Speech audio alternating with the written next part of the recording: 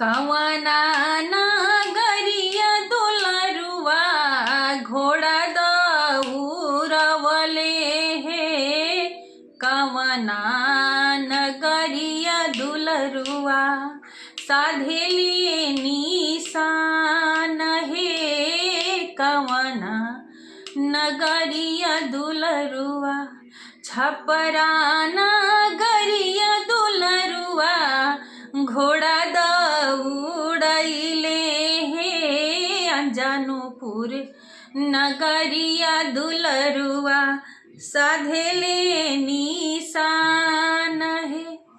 से सुनी लड़की के आमा ठोकेली के माड़ हे।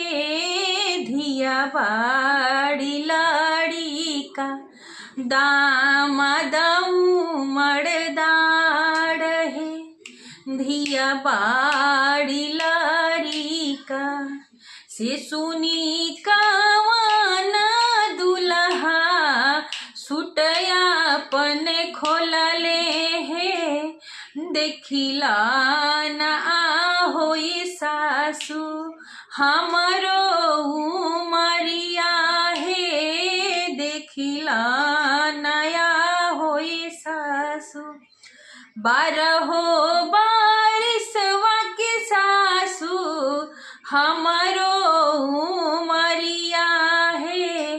16 बारिशवा के सासु धियावा तोहार हे। 16 बारिशवा के सासु